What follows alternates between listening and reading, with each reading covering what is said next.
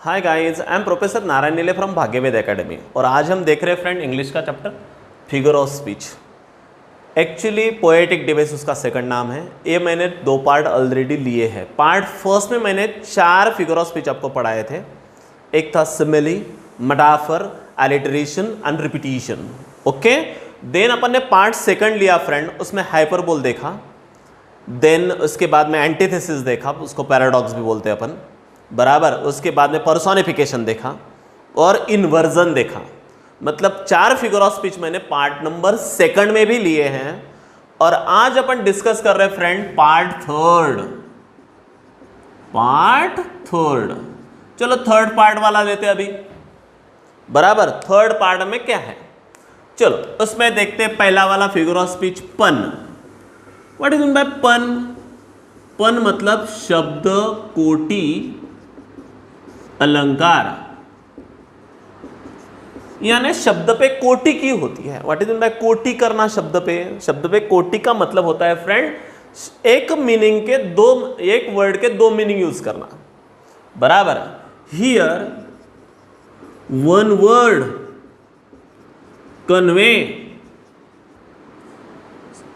Convey the 2 meanings. एक ही word होता है but as a dual meaning वो यूज होता है। Here one word convey the 2 meanings. जब एक वर्ड 2 मीनिंग कन्वे करता है यानी बताता है तो उसको बोलते हैं पन, बराबर। एक फॉर एग्जांपल मैं आपको देता हूं। For example, living in flat he is a thinking became somehow flat। देखो फ्रेंड, यहां पे फ्लैट वर्ड यूज किए गए हैं 2 बार। एक यहां पे फ्लैट वर्ड यूज किया है, एक यहां पे यूज किया गया है। एक्चुअली फ्लैट वर्ड दोनों डिफरेंट मीनिंग से यूज किए गए हैं। पहले लिविंग इन फ्लैट मतलब फ्लैट में रह के, his thinking become somehow flat, उसकी थिंकिंग भी क्या हो गई? फ्लैट में रह के फ्लैट हो गई। मतलब ये जो पहला वाला जो फ्लैट था it is related to building, और दूसरा वाला जो फ्लैट था मतलब क्या हो गई? फ्लैट हो गई, मतलब सो गई, मतलब उसमें कोई फीलिंग्स वगैरह नहीं है ऐसा। तो ये जो फ्लैट वर्ड है फ्रेंड ये रिलेटेड टू थिंकिंग है, ये जो फ्लैट वर्ड है रिलेटेड टू बिल्डिंग है। मतलब वर्ड एक ही है but it has convey the 2 meanings, but उसके 2 मीनिंग्स है। जब ऐसा कहा जाता है तब समझ लेना कि ये कौन सा फिगर ऑफ स्पीच होता है? पन फिगर ऑफ स्पीच होता है। Living in pigs he behave as a pigs, बराबर। यानी डुक्कर में रह के डुकरों जैसा बर्ताव करने लगा, मतलब बिहेवियर और एक एनिमल, बराबर। तो चलो फ्रेंड, इस प्रकार से यदि आपको फॉर एग्जांपल एक सेंटेंस आ गया और लिखा है name and explain the figure of speech, name and explain the figure of speech. चलो कौन सा फिगर ऑफ स्पीच है उसका नाम बताओ और एक्सप्लेनेशन भी करो। तो चलो करते फ्रेंड। इट इज पन। क्यों है? तो because here flat word indicate as a 2 meaning, as 2 meanings. First flat related to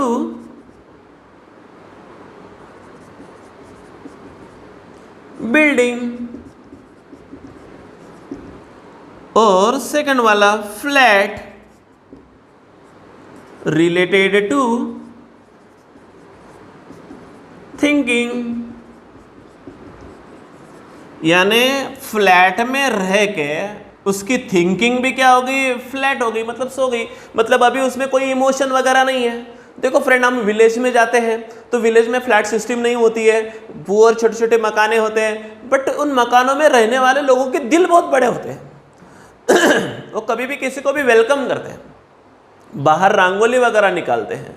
लेकिन यही तुम सिटी एरिया में गए तो लोग फ्लैट में रह रहे हैं फ्रेंड, लेकिन किसी को किसी से कोई लेना देना नहीं है, नो इमोशन। मतलब बाजू वाला मर भी गया तो उनको कोई लेना देना नहीं है, वो अपने अपनी ड्यूटी पे जाएंगे।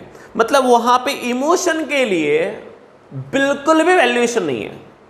Got it? तो ये हो गया फ्रेंड रिलेटेड टू थिंकिंग में। इस प्रकार से फ्लैट में रह के लोगों की थिंकिंग भी क्या हो गई, फ्लैट हो गई। ऐसा राइटर ने, कवि ने यहाँ पे एक आयरनी की है। आयरनी की है मतलब एक टोमना वगैरह यूज किया है।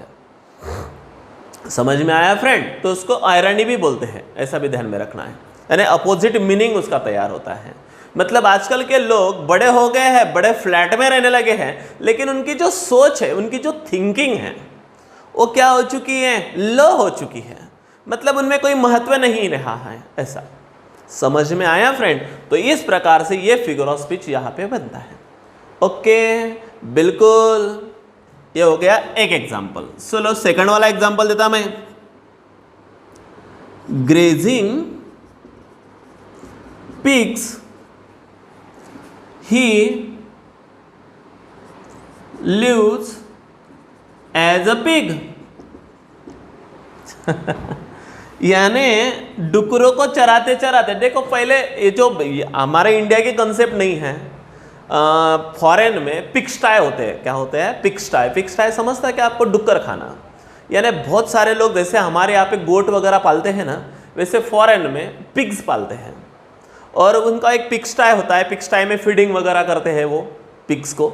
ओके, तो ऐसा ही एक पिगस्टाई है वो अपने पिग्स को क्या करने जाता है, चराने जाता है। तो लिव्स एज अ पिग्स, यानी डुकरों में रह के डुकरों जैसा क्या करने लगा है, बर्ताव करने लगा है। जैसे सुअर में रह के सुअर जैसा बर्ताव करने लगा है, मतलब वो भी गंदा रहने लगा है उसके जैसा। ऑब्वियसली तुम किन आदमियों में, किन लोगों में तुम रहते हो, उनका डायरेक्टली इनडायरेक्टली इम्पैक्ट हमारे ऊपर होते रहता है। हमारे बिहेवियर में होता है, हमारे सोच में होता है। यदि तुम्हारे अच्छे लोगों के सोच में यदि आप रहे तो ऑब्वियसली बिजनेस माइंड आपका माइंड बन जाएगा, यदि बिजनेस माइंड लोगों में रहते हो तो। ओके, यदि फार्मर लोगों में आप यदि रहते हो तो ऑब्वियसली फार्मिंग के बारे में आपके थॉट्स वगैरह बढ़ेंगे। यानी जिस थिंग्स में, जिस एरिया में, जिन लोगों में आप रहते हो तो उनका डायरेक्टली इनडायरेक्टली परिणाम हमारे थिंकिंग, बिहेवियर वगैरह वगैरह में आ जाता है। तो वैसा ही यहाँ पे है। तो क्या चरा रहा था, पिग्स चराते चराते पिग जैसा बर्ताव करने लगा। चलो अभी पहले, सबसे पहले यहाँ पे वीडियो बंद करो, पहले उसका एक्सप्लेनेशन देना है, name and explain the figure of speech, फिर उसके बाद में उसका एक्सप्लेनेशन देना है। चलो बताओ कौन बताता? इट इज अ पन। उसके बाद में लिखना है व्हाई इट इज पन, बिकॉज हियर, ये ऐसा कैसा, बिकॉज हियर, तो फ्लैट की जगह पे क्या डालेगा अभी, pigs. Word indicate as a two meaning और use as a two meaning. Pig as a दो मीनिंग से यूज किया गया है। तो नंबर 1 लेना पिग्स, यानी लिखना डैश करके रिलेटेड टू एनिमल। क्या लिखना है, रिलेटेड टू एनिमल। और दूसरा पिग लिखना है रिलेटेड टू थिंकिंग, ऑब्लिक करके लिखना है बिहेवियर। क्या क्या बोला, कुछ समझ में आया बच्चों आपको? यानी यहाँ पे भी ये जो पिग वर्ड है ये 2 टाइप से यूज किया गया है। एक एज अ एनिमल करके यूज किया गया है और एज अ बिहेवियर करके यूज किया गया है। यानी डुकरों में रह के, यानी सुअर में रह के सुअर जैसा क्या कर रहा है, बिहेवियर यानी बर्ताव करता है। यानी कहीं पे भी गटर में जाता है, गटर में से खुद को क्या कर लेता है, ऐसा गटर में नहा लेता है, तो यानी इतना गंदा बिहेवियर इसका भी हो गया है। तो ये हो गया फ्रेंड पन। पन समझ में आया अभी? यानी एक word as a two meaning क्या किया जाता है, यूज किया जाता है, तो उसको बोलते फ्रेंड शब्द कोटि अलंकार। उसका नाम है पन। उसको कुछ लोग आयरनी भी बोलते हैं। Got it? आयरनिकल भी आपको ध्यान में रखना है। ओके, चलो जाओ आगे। चलो अभी लेते फ्रेंड, ये हो गया हमारा 9th नंबर का फिगर ऑफ स्पीच। हमने 8 देखे थे, अब ये हो गया 9th। अभी लेते फ्रेंड 10th नंबर का। इरेज कर लूँ, सबने लिख लिया? एक्सपेक्टेशन करता हूँ लिख लिया होगा। चलो अभी देखते 10th वाला, क्लाइमैक्स। 10th वाला लेते हैं क्लाइमैक्स। क्लाइमैक्स का मतलब होता है फ्रेंड चरमोद कर्षक अलंकार।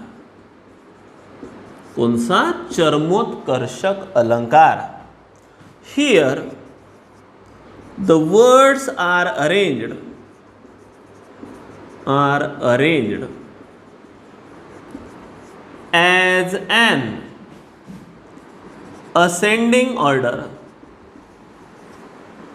as an ascending order, that is 1 2 3 like this way. Okay, that is called the climax. देखो फ्रेंड, क्लाइमैक्स ये फिगर ऑफ स्पीच है। अभी यहाँ पे जो भी शब्द यूज किए होते हैं वो किस प्रकार से अरेंज किए होते हैं? एज एन असेंडिंग ऑर्डर, यानी स्टेप बाय स्टेप ऊपर गए होते हैं, यानी फर्स्ट, फिर सेकंड, फिर थर्ड, बराबर, यानी स्टेप बाय स्टेप। उसको बोलते हैं प्रमोशन। क्या भी बोलते हैं हम उसको? प्रमोशन होता है। यहाँ पे जब प्रमोशन होता है यानी छोटे से बड़ा होता है आदमी, तब समझ लेना कि ये क्या है? क्लाइमैक्स है। यानी स्टेप बाय स्टेप डेवलपमेंट होती है एक खादे की, that is called the climax. तो उसको बोलते फ्रेंड हम क्लाइमैक्स। Got it? ओके, एक एग्जांपल देता हूं मैं आपको। Rohan passed SSC, HSC and BSc. Rohan क्या हो गया? पास हो गया। पहले कौन से एग्जाम पास हो गया? एसएससी मतलब 10 सेकेंडरी स्कूल सर्टिफिकेट, एचएससी मतलब हायर सेकेंडरी स्कूल सर्टिफिकेट मतलब 12th, और बीएससी मतलब बैचलर इन साइंस। यानी पहले उसने 10th किया, 12th किया, फिर ग्रेजुएशन किया। यानी स्टेप बाय स्टेप उसने क्या किया है? डेवलपमेंट किया है। तो चलो रिगार्डिंग इट किस प्रकार से यूज करते अपन? तो it is a climax. It is climax. ये क्लाइमैक्स है। क्यों क्लाइमैक्स है? तो लिखना because here the words are arranged as an ascending order, that is, चलो कौन कौन से वो वर्ड भरना है, फिलअप करना है? SSC, comma, HSC and BSc. Okay, तो इस प्रकार से फ्रेंड ये हो गया मेरा एग्जाम्पल नंबर फर्स्ट। ओके, यानी क्या हुआ? प्रमोशन हुआ। यानी कुछ लोग क्या बनते हैं? First of all I become a teacher, then head of the department and then the principal. देखो एग्जाम्पल दिया मैंने, I became the teacher, comma, then the HOD मतलब head of the department and then the principal.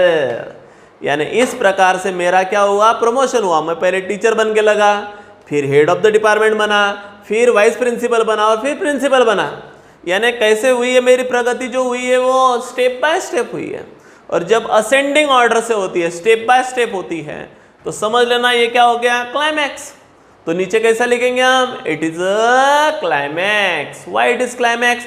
Because here the words are arranged as an ascending order.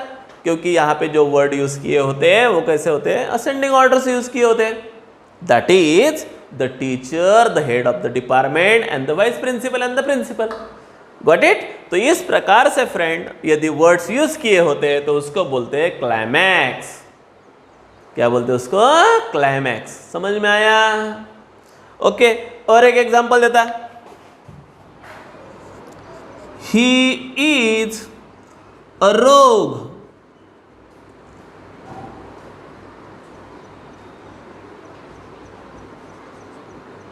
ROUGH, he is a rogue, a thief and a murderer.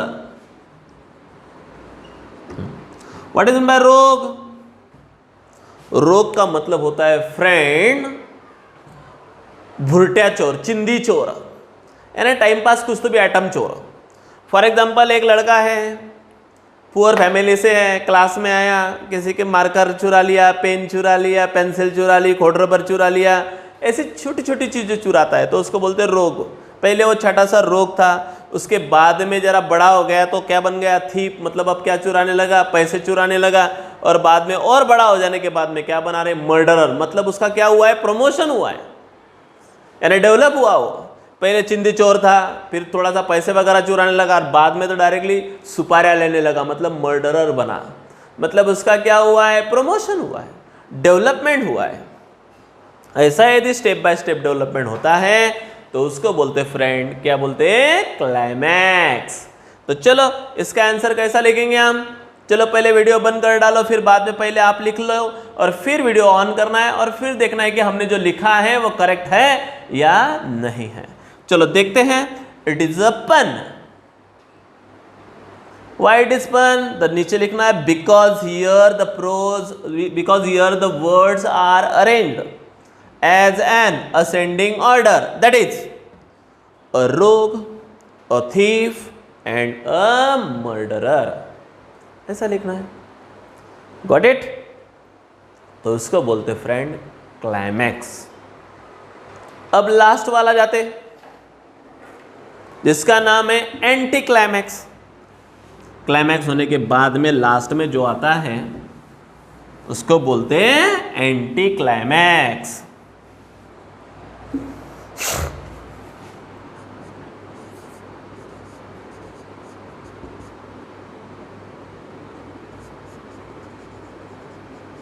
चलो anti climax, इसको मराठी में बोलते हैं विलोप।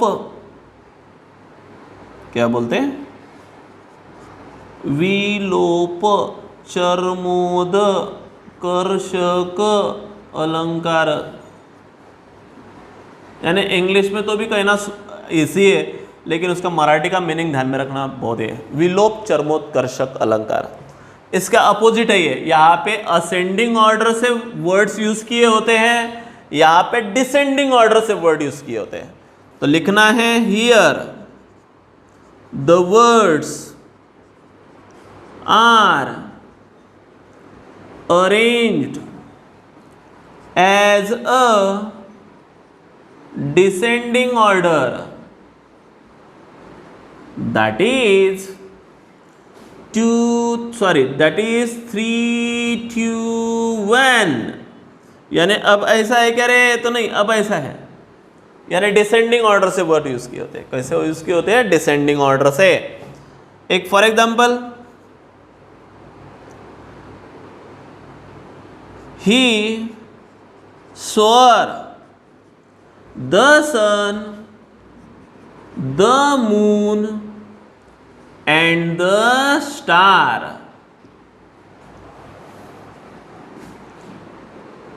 though my wife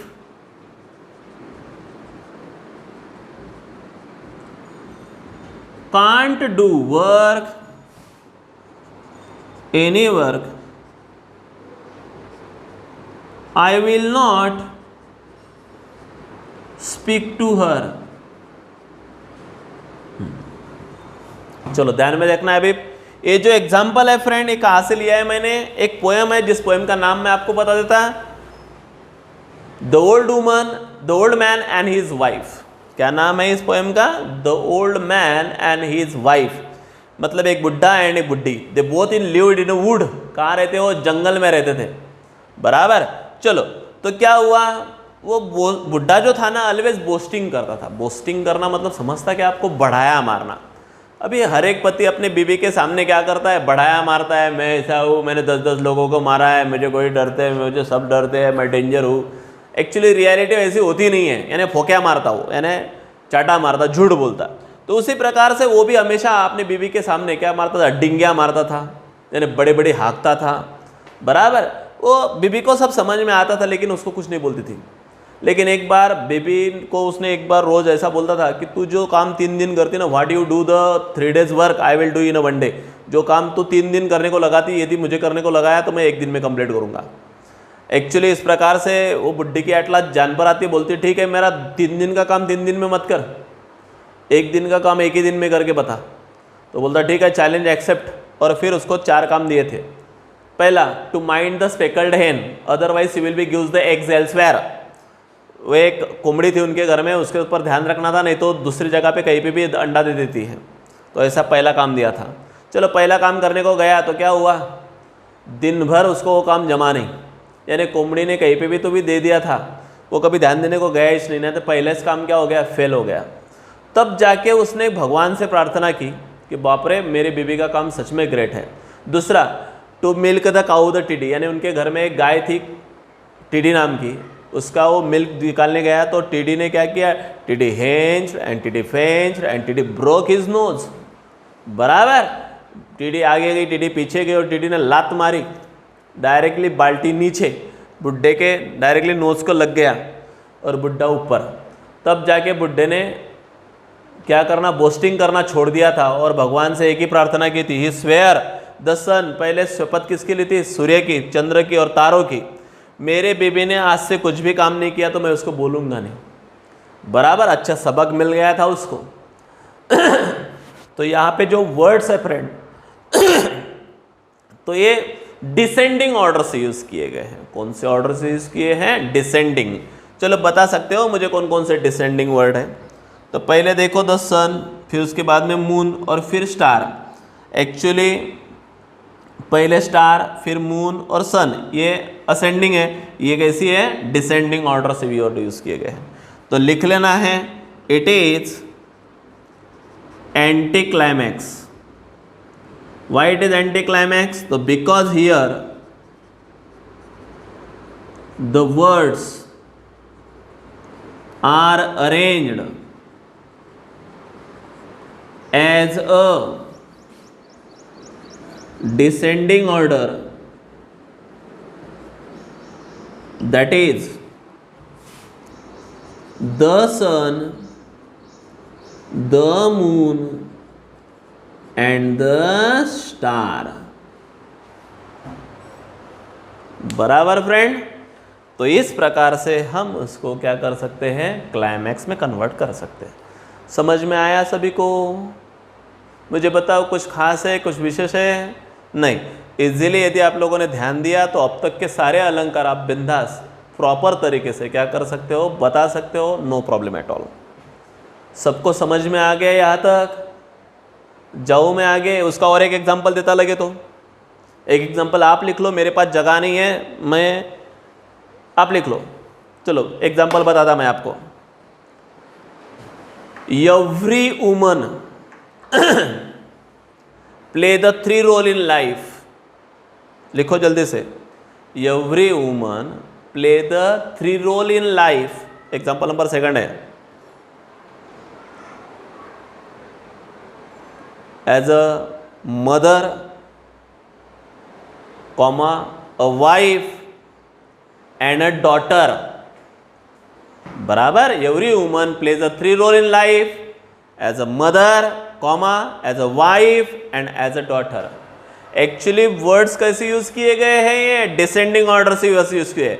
actually ascending से कैसा होना चाहिए था, हर एक वुमन 3 रोल करती है, पहले daughter, as a wife and as a mother, लेकिन डिसेंडिंग ऑर्डर से यूज किए, दैट्स वाई कौन सा फिगर ऑफ स्पीच हो गया, एंटी क्लाइमैक्स। तो चलो उसका name and explain the figure of speech कैसे दे सकते हो, नीचे लिखना है, it is a anti climax.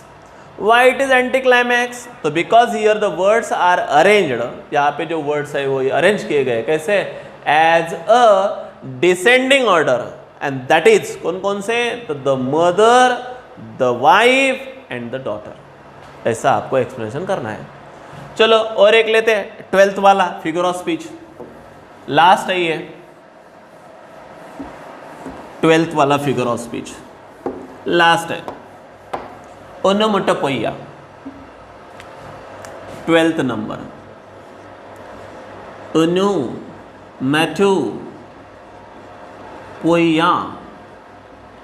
उसको मराठी में बोलते हैं ध्वनि अनुकरणात्मक अलंकार। चलो स्पेलिंग बराबर ध्यान में रखना है, ओनोमोटोपोइया। कैसा करना, ओनोमोटोपोइया। प्रोनाउंसिएशन इस प्रकार से करना है, यानी तुम स्पेलिंग मिस्टेक ना करोगे। ओनोमैटोपोइया, ओके, उसको बोलते हैं ध्वनि अनुकरणात्मक। ध्वनि समझता? ध्वनि नहीं, महेंद्र सिंह धोनी अलग। ध्वनि का मतलब होता है आवाज, साउंड। देखो आ गया ध्वनि। एक डस्टर मैंने नीचे फेंका तो उसका एक अलग सा क्या आता है, एक साउंड आता है, ध्वनि आता है, आवाज आता है, उसको बोलते हैं ओनोमैटोपोइया। हर चीज का, everything has its own sound. क्या बोला मैंने? और एक बार बोलता, everything has its own sound. हर चीज का उसका खुद का क्या होता है, आवाज होता है। बराबर। फॉर एग्जाम्पल, मैंने ये मार्कर यदि नीचे फेंक दिया तो उसका आवाज अलग आएगा, डस्टर नीचे फेंका तो उसका आवाज अलग आएगा, मैंने मोबाइल पकड़ा और ऐसा आवाज फेंक दिया तो उसका आवाज अलग आएगा। फेंकूंगा नहीं मैं, डरो मत। बराबर, लेकिन आवाज अलग अलग आता है। एक आधा लड़के को मैंने ऊपर से नीचे फेंक दिया तो उसका आवाज अलग आएगा। बराबर। तो फ्रेंड, एक अलग अलग आवाज आता है। हमारे घर में हमें फॉर एग्जाम्पल एक पट्टी बांध ली और हमारे किचन में कुछ भी चीज़ फेंकी या गिरी, तो हम यहाँ से बता सकते हैं कि किचन में कौन सी चीज़ गिरी है। क्यों? क्योंकि हमें पता है which thing at what kind of sound, यानी कौन से चीज़ का आवाज़ किस प्रकार से आता है, ये हमको पता है। उसको बोलते हैं ध्वनि अनुकरणात्मक अलंकार। Here one word convey the sound of something, यानी एक चीज आवाज दर्शाती है किसी का तो भी। बराबर। One word convey the sound of something. चलो फॉर एग्जाम्पल लेता मैं, एक एग्जाम्पल मैंने दिया है, the open window shut with bang, यानी उघड्या खिडक्या धडकन बंद होत होत्या। बराबर। ये ओपन और शट, मैंने एक फिगर ऑफ स्पीच आपको बताया था, whenever the two opposite ideas are put together to show contrast that is antithesis और पैराडॉक्स। बराबर है। लेकिन यहां पे बैंग वर्ड है, बैंग मतलब आवाज, धड़कन। क्या? धड़कन। ये सुनील शेट्टी का धड़कन नहीं है। धड़कन मतलब जब खिड़की जोर से क्या होती है, बंद होती है या एयर की वजह से लगती है तो उसका एक आवाज आता है, धड़कन। तो वो धड़कन है। वो सुनील शेट्टी का धड़कन बिल्कुल भी नहीं है, दिल की धड़कन तो बिल्कुल भी नहीं है। ओके, तो धड़कन क्या है? एक आवाज है। काय का आवाज है? Bang word convey the sound of the open window या शटिंग विंडो, या खिड़की का वो क्या है, आवाज है। तो बैंग वर्ड क्या दर्शाता है? एक साउंड दर्शाता है ऑफ अ विंडो। बराबर। तो वैसे ही लिखना है फिर। तो लिखना है it is onomatopoeia. Why it is onomatopoeia? तो because here bang word convey the sound of shutting window, यानी वो आवाज दर्शाता है काय का? तो शटिंग विंडो का। बराबर। ये एक एग्जांपल हो गया। I heard